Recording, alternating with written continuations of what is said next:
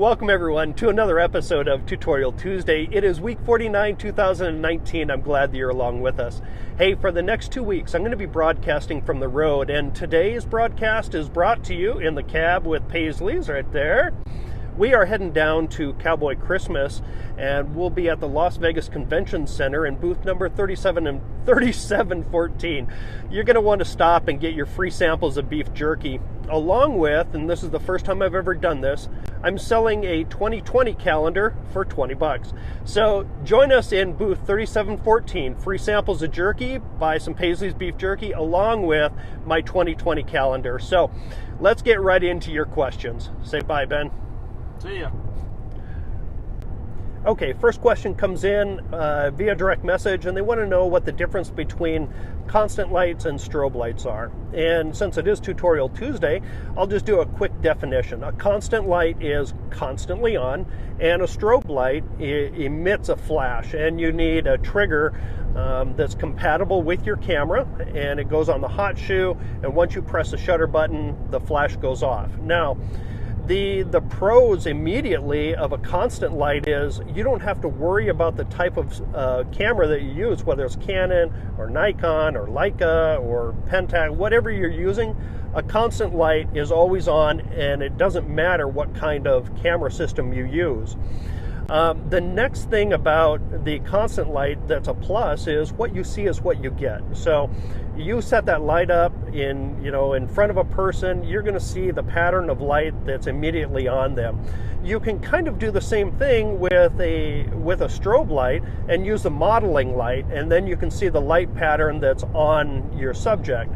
Now with a strobe light, you need a sync on the top of your hot shoe or on the top of your camera. That talks to the camera, it talks to the light, so when you press a shutter button, it emits a flash.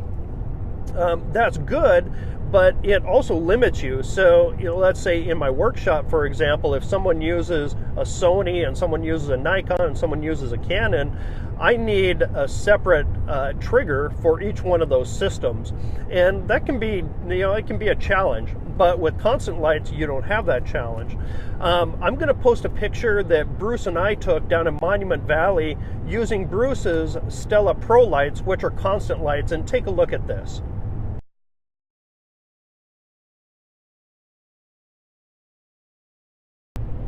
Okay, so you might be asking yourself now, after I posted that picture and talked about the constant versus a strobe lights, you might ask yourself, well, why would I go get a strobe versus a constant light? And the answer for me is that the constant light power isn't quite there yet, and to get something that is that powerful, you're going to spend a considerable amount of money. But that being said, you're going to spend a significant amount of money on strobe lights as well. In fact, there is a line of strobes out there that'll cost you somewhere in the neighborhood of $2,000 a head. The ones that I use cost about $700 a head.